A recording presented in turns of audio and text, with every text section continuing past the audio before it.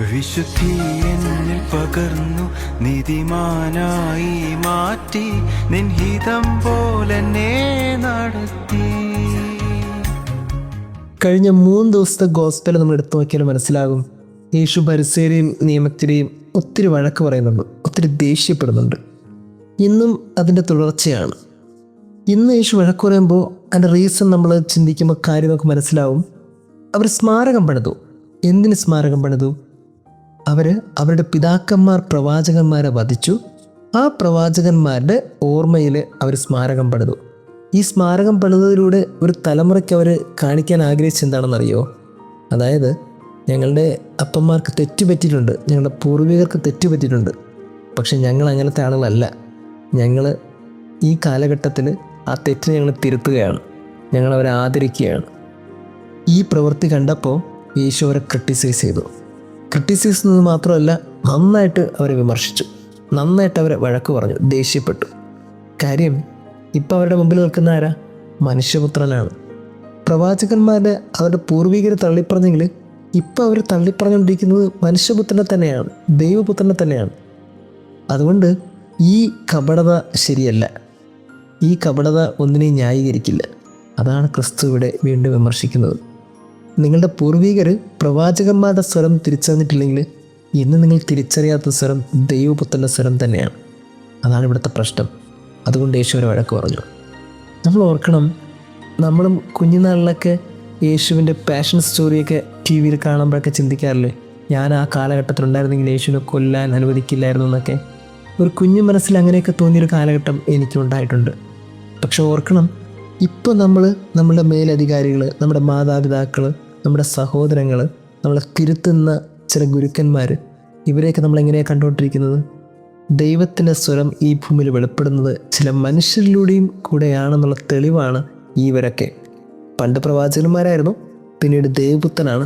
ഇന്ന് ആ ദൈവപുത്രൻ്റെ സ്വരം നമ്മളുടെ മാതാപിതാക്കളും മുതിർന്നവരിലൊക്കെ നമ്മൾ കേൾക്കുന്നുണ്ട്. ഇപ്പം നമുക്ക് എന്താണ് മനോഭാവം?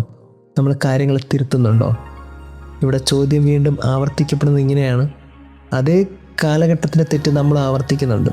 നമ്മൾ പള്ളിയിൽ പോയി മുട്ടുകുത്തി ഒത്തിരി സമയം കർത്താവോട് പ്രാർത്ഥിച്ചിട്ട് തിരിച്ച് വീട്ടിലേക്ക് വരുമ്പോൾ നമ്മുടെ ജീവിത പങ്കാളിയെയോ മാതാപിതാക്കളെയോ സഹോദരങ്ങളെയൊക്കെ സ്നേഹിക്കാതെയും ബഹുമാനിക്കാതെയും അവരുടെ വാക്കുകൾ കേൾക്കാതെ ഇരിക്കുമ്പോൾ സെയിം തെറ്റ് നമ്മളിപ്പോഴും റിപ്പീറ്റ് ചെയ്തുകൊണ്ടിരിക്കുകയാണ്.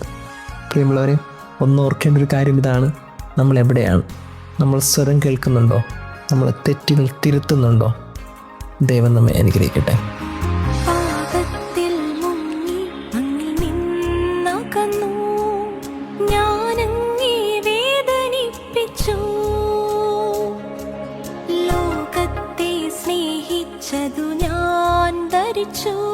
നിൻ കണ്ണിൽ നിന്നും മറഞ്ഞു പോയി.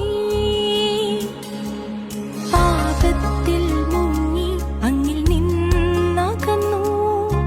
ഞാനങ്ങേ വേദനിപ്പിച്ചു.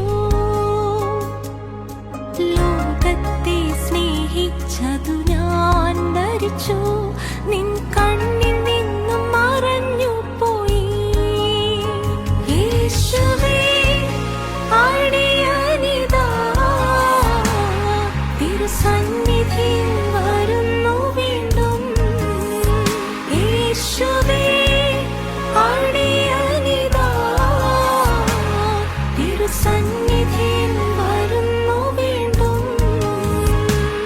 കൃപ ചൊരിയണേ, ദയ കാട്ടണേ, ക്ഷമിക്കണേ നാഥാ.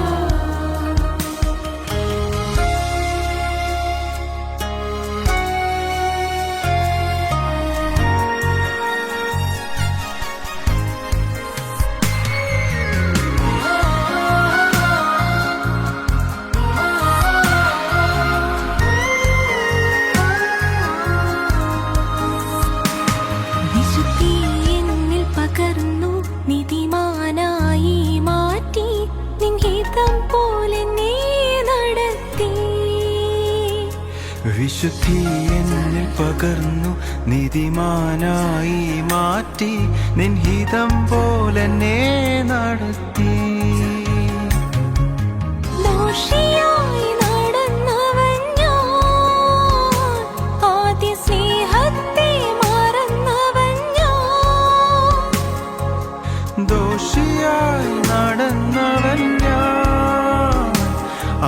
സ്നേഹത്തെ മറന്നവൻ ഞാൻ. യേശുവേ അടിയനിതാ തിരുസന്നിധിയിൽ വരുന്നു വീണ്ടും. യേശുവേ അടിയനിതാ തിരുസന്നിധിയിൽ വരുന്നു വീണ്ടും. കൃപ ചൊരിയണേ, ദയ കാട്ടണേ, ക്ഷമിക്കണേ നാഥാ.